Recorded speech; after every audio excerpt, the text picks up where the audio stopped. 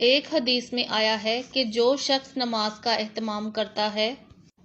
اللہ پاک 5 طرح سے اس کا اکرام و اعزاز فرماتے ہیں۔ ایک یہ کہ اس پر سے رزق کی تنگی ہٹا دی جاتی ہے، دوسرے یہ کہ اس سے عذاب قبر ہٹا دیا جاتا ہے، تیسرے یہ کہ قیامت کو اس کے اعمال نامے دائیں ہاتھ میں دیے جائیں گے، وہ نہایت خوش و خرم ہر شخص کو دکھاتے پھرے گا،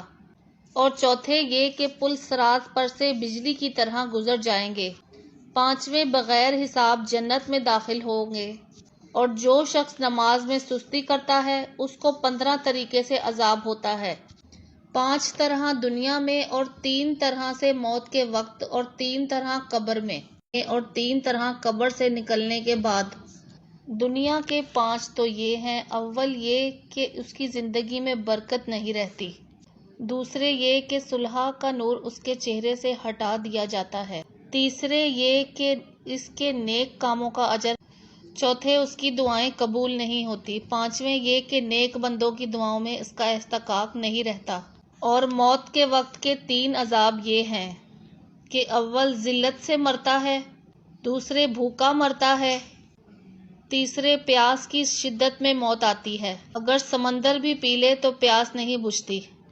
قبر کے 3 عذاب یہ ہیں، اول اس پر قبر اتنی تنگ ہو جاتی ہے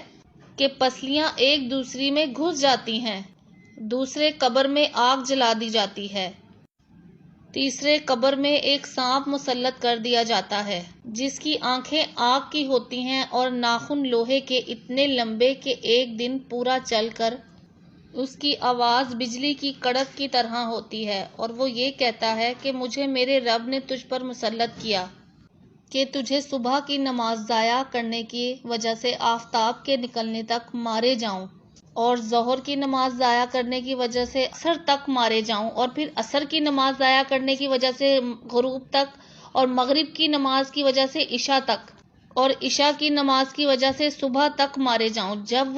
جب وہ ایک دفعہ اس کو مارتا ہے تو اس کی وجہ سے وہ مردہ 70 ہاتھ زمین میں دھنس جاتا ہے، اس طرح قیامت تک اس کو عذاب ہوتا رہے گا۔ اور قبر سے نکلنے کے بعد کے 3 عذاب یہ ہیں، ایک حساب سختی سے کیا جائے گا، دوسرے حق تعالی شانہ کا اس پر غصہ ہوگا، تیسرے جہنم میں داخل کر دیا جائے گا۔